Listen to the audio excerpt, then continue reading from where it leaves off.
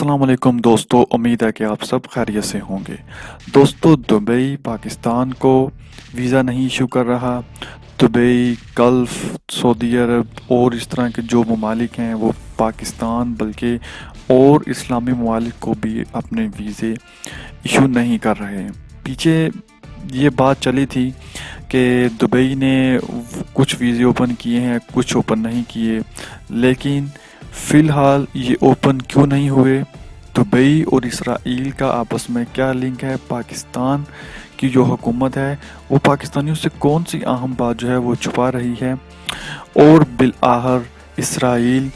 پاکستان کو میں کچھ فساد اور اس طرح کی حکومتی معاملات کو کنٹرول کرنے میں کتنی حد تک کامیاب ہو جائے گا؟ اور گلف جو کے ممالک ہیں وہ پاکستان کو ویزے کب ایشو کریں گے؟ دوستو، آپ دیکھ رہے ہیں نمبر 1 انفارمیٹیو چینل۔ تو بات سٹارٹ کرتے ہیں ویزا ایشو کے اوپر۔ دوستو، ویزا ایشو گلف میں اب بہت ہی مشکل ہے پاکستانیوں کا سروائیو کرنا، کیونکہ گلف جو ہے آلموسٹ اس میں سعودی عرب مین کنٹری میں آ جاتا ہے، دبئی آ جاتا ہے، اس کے بعد قطر آ جاتا ہے۔ تو یہ جتنے گلف کنٹری ہیں یہ سارے اس میں یہ ممالک آتے ہیں۔ سب سے پہلا مسئلہ اس وقت چلا تھا کہ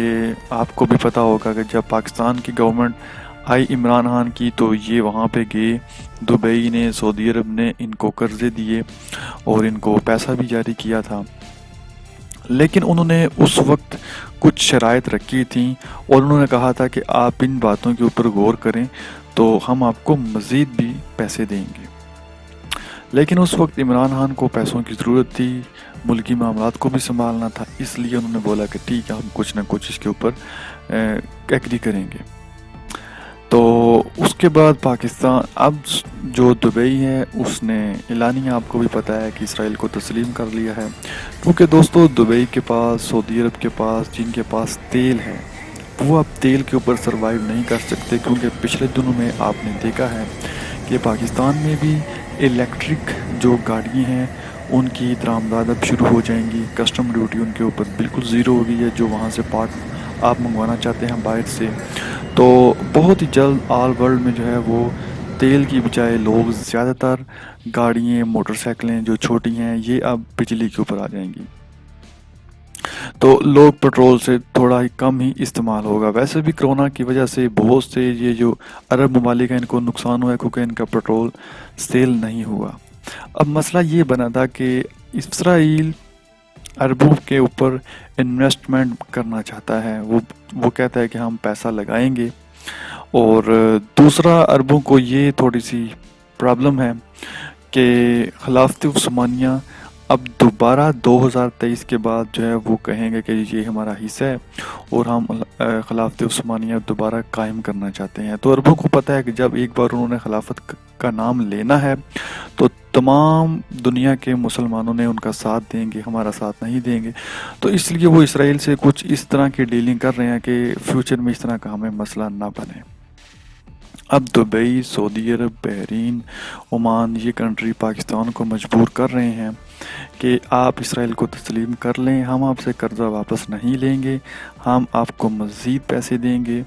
اور آپ کے مسئلے بھی حل کروا دیں گے، لیکن آپ اسرائیل کو تسلیم کر لیں، ہم آپ کے شہریوں کو پرماننٹ جو ریزیڈنسی ہے وہ بھی دے دیں گے۔ اب پچھلے دنوں میں آپ نے دیکھا تھا کہ شاہ محمود قریشی کے پاس ان کا وزیر اعظم بھی آیا تھا اور انہوں نے یہی بات چیت کی، تو کیونکہ اس طرح کی باتیں میڈیا کے اوپر تو نہیں آتی کہ ہم آپ کے ویزے کا مسئلہ حل کر دیں گے، کوئی اس طرح کا پرابلم نہیں ہے، مین وہ اس ایشو کے اوپر بات کرنے آئے تھے کہ آپ اسرائیل کو تسلیم کر لیں،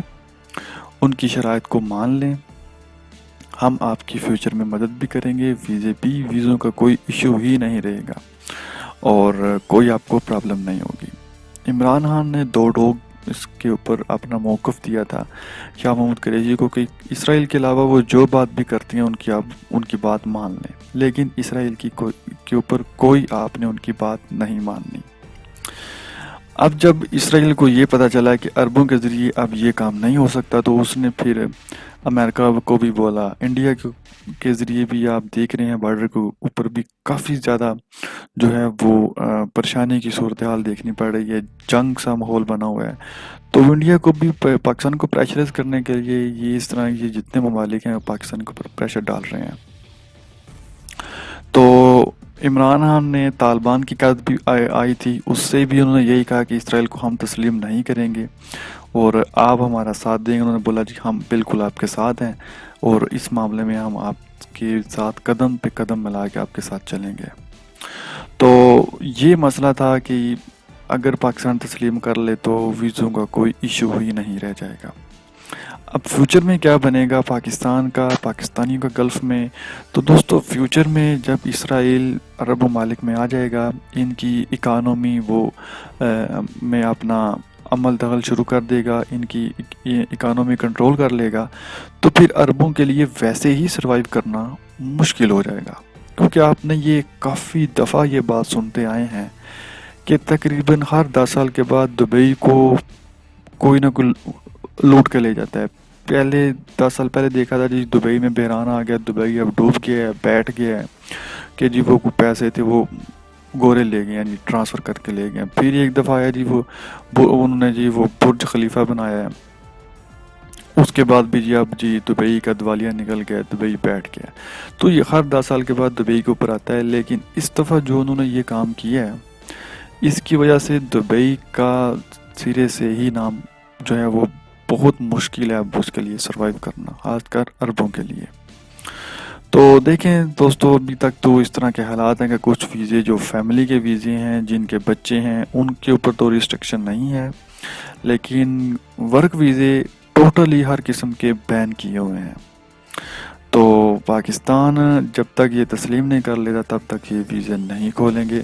پاکستان کی جو گورنمنٹ ہے انہوں نے پاکستانیوں سے یہ بات شفائی ہوئی کہ اگر یہ بات لیک ہو جائے، آئی ایس آئی کے جو فیض حمید ہیں انہوں نے یہ بالکل وارننگ دی ہوئی ہے کہ وزیر اعظم کو اگر یہ بات آؤٹ لیک ہو جائے گی کہ جی پاکستان اسرائیل کو تسلیم نہیں کر رہا، یہ شرائط ہو جائیں گی، تو ان کو پتہ ہے کہ اس طرح پھر سعودی عرب کے خلاف اور دبئی کے خلاف پاکستانی مظاہرے کریں گے، سڑکوں پہ نکلیں گے، اور آج کل آپ کو پتہ ہے ایک وجہ بیماری بھی پھیلی ہوئی ہے۔ تو وہ عمران خان کو یہ پتہ ہے کہ جب یہ لوگ سڑکوں کے نکلیں گے، ان کے خلاف مظاہرے کریں گے سعودیہ کے خلاف، عرب کو کہ یہ کیوں تسلیم کر رہے ہیں جو حکومتی لیول کے اوپر، تو وہ بہت زیادہ کرائسس بڑھنے کا چانس ہے، ملک میں انتشار بھی پھیل سکتا ہے۔ اس وجہ سے وہ بھی کوشش کر رہے ہیں کہ اس خبر کو جتنا ہو سکتا ہے کہ کم سے کم کر کے لیک کریں تاکہ عوام کا اس کے اوپر کوئی انتشار نہ آئے، کوئی ریاکشن نہ آئے۔ تو یہ بات تھی جو آپ تک میں نے پہنچانی تھی، امید ہے کہ یہ ویڈیو آپ کو اچھی لگی ہوگی۔ مزید اچھی انفارمیشن دیکھنے کے لیے بھی آپ ہمارے چینل کو سبسکرائب کر سکتے ہیں۔ Thanks for watching this video.